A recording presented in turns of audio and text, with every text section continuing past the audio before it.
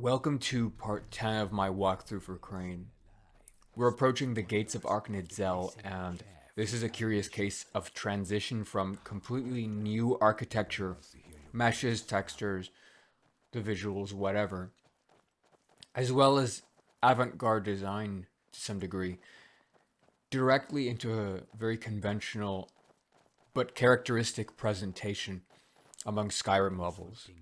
The Dwemer temple is laid out in a way that is distinct from typical Dwemer design, but conventional for the kind of design seen across Krein, which excels in presenting symmetric facades and now the environment here is quite toned down to something that's commonplace, to the point where I imagine players generally ignore their surroundings and focus on the construct in front of them, which I guess is the point for the most part.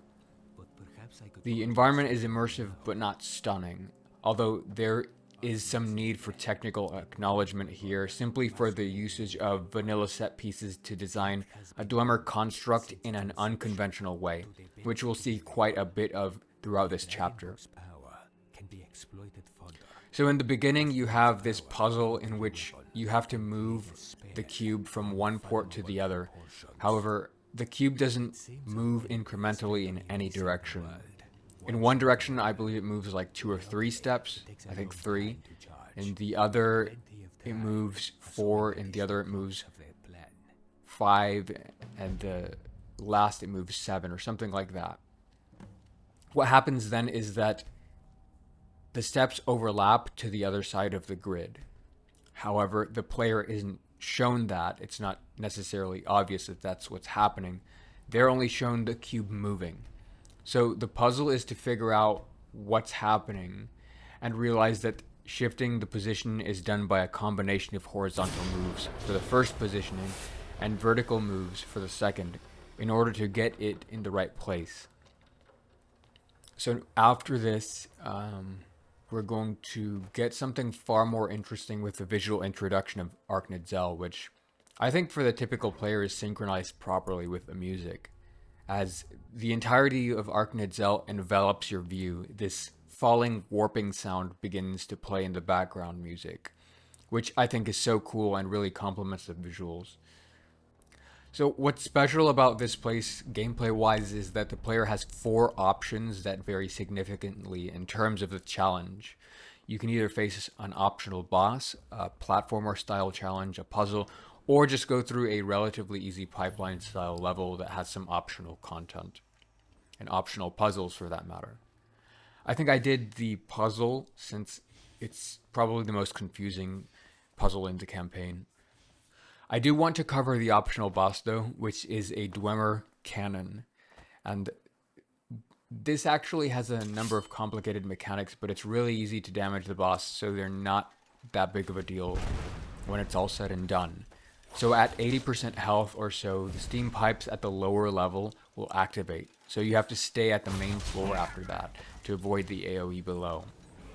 At 50%, the towers will activate, which, if the boss is nearby, it gives it some health, I think, and maybe makes the melee attack more dangerous or something. It buffs it, that's the point. Also, you can't do melee combos too much on it because it has a knockback ability, which will royally screw you if you're not careful. The boss fires a magic cannonball, and it'll either hit you directly, which causes pretty hefty damage, but if you dodge it and you're too close to it, it will explode, causing damage nonetheless. So the strategy is really dependent on what kind of build you are. Stealth builds I've seen get crushed pretty easily if they're like mid to low level here, unless they can get critical hits pretty quickly from stealth. I think maybe Magicka builds do pretty well here, which is common anyway, so you get the picture. So the puzzle is basically Simon Says. That's really what it is. It's just difficult to interpret that that's what the game expects, which I suppose could be improved in some way, but here we are. So really, you just have to wait to make sure that you don't press any buttons during the demonstration, because those moves will be ignored. And you have to copy up to, I think, a 5-step move before you get a pass. So it's not that hard of a puzzle, it's just that it's confusing determining what you're actually supposed to do with it. The other two optional levels are pretty straightforward, so I won't cover them, but in any case, after activating one of the 4 levers found in one of the 4 parts of Arknidzel, the center will unlock, and then that's where you can meet your allies. So here we have what would seem like a passage map, but ends up being an invasion scenario. But what's most interesting about this map is the technicals of the design. The structure is completely built from vanilla set pieces, yet the boundary that it forms, the shape and the layout is very unique, and the visuals that detail on top of it reimagine the Dwemer set piece from something of an ancient ruin to a sci-fi futuristic machine with strong steampunk references. This is probably the most impressive hallway design I've seen built from vanilla set. What's distinct about Arknidzel more than anything is the atmosphere. With the music you get this sort of dark ambience that's really unlike anything the player has gone through so far, and it partially transforms a Dwemer presentation as far as the atmosphere and immersion, reinterpreting it as an ancient construct with a patina of science fiction, which is given by the use of energy and energetic leitmotifs instead of the flames and steam that typical Dwemer levels have. Well, what's taking so long? It seems the door is locked. Like most dwarven dumps, this one's got its defenses up. Cover me. I might be able to work something out.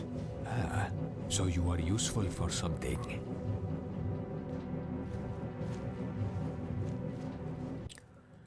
There's also a strong usage of saturated dark blue and turquoise, and there isn't really any contrast to it, which soaks the visuals in a kind of dark, mysterious mood, but not necessarily a frightening or creepy one.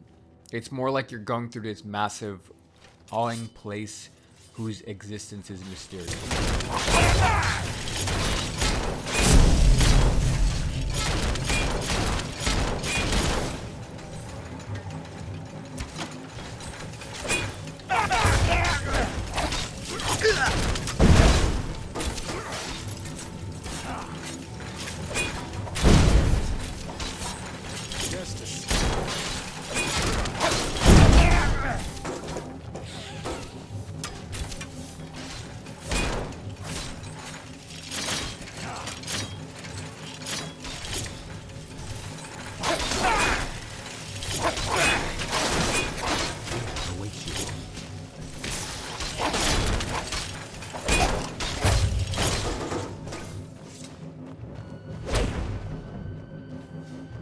What is taking so long?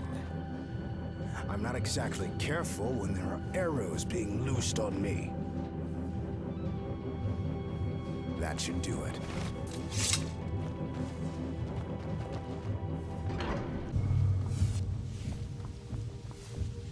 That does not look like a lock we can pick. Surely there is another way to open that door.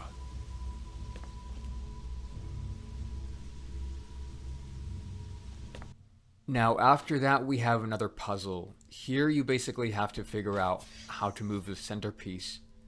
So it's really just playing with the options to realize that the connection the gadgets have to the endpoints is meaningful.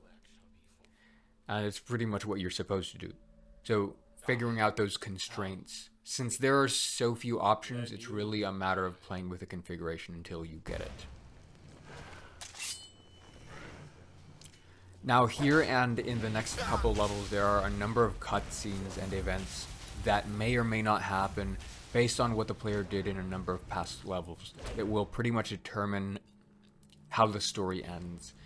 If the player did certain things, there will be totally different endings. Which is another thing that makes Krein unique. It has various endings that are actually significantly different.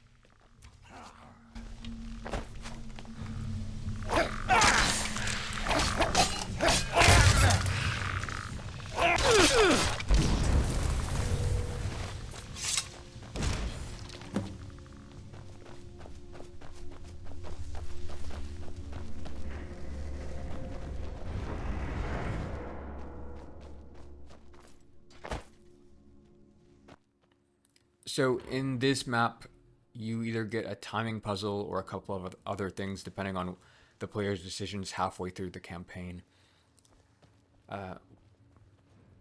In any case, it's obvious how to get through. If it's a timing puzzle with the elevator, you just have to whirlwind your way over there and get up on the boxes, go through the vent, deactivate the security, so on and so forth.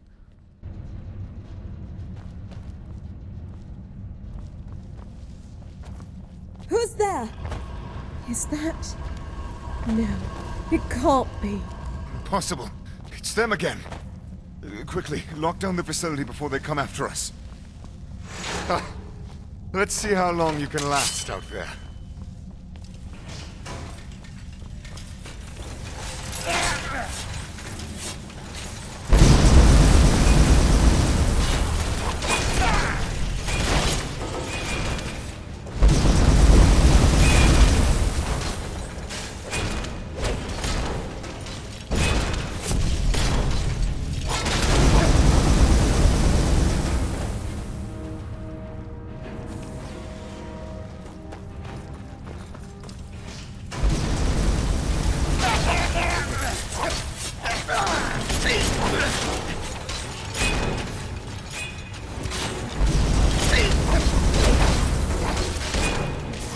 I don't think it's working.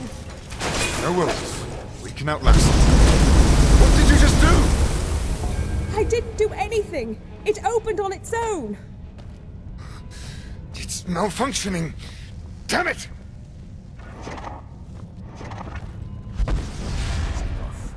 We do not have time for this.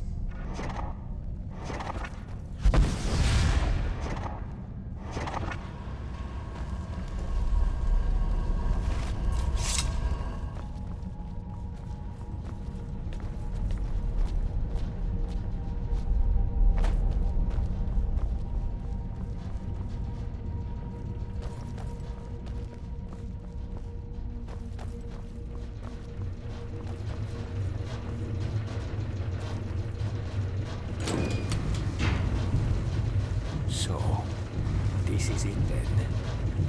Guess so. Any particular strategy? Yeah. Find the guy and then kill him. So, any plans after you get the book? Is that a serious question? Always so tense, aren't you? What about you? Do you have any plans?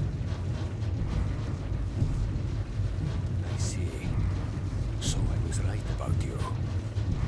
Nah, I forgot. You can't read silence like a book. I never asked you. How's it feel to walk around Tamriel again? Yeah, you are such a jackass. I do not want to go back, honestly.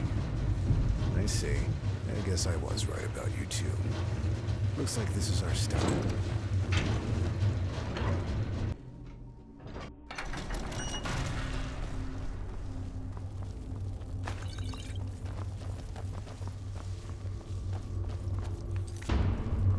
In your eyes, you see the end to this journey. Who could blame a mortal for short-sightedness? But we see the truth. This is the beginning. The nexus between our worlds has merged. Whatever happens here cannot stop our destiny.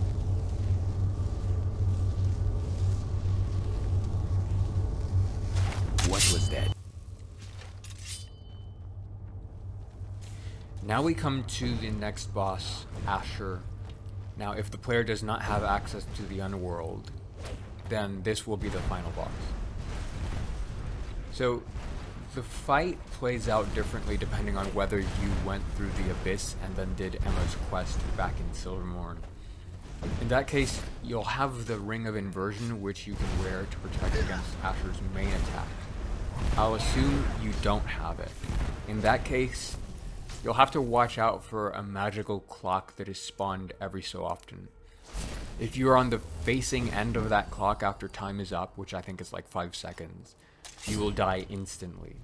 you have to wait on the other side. So you have to make sure that you're on the tail end every time the time is up.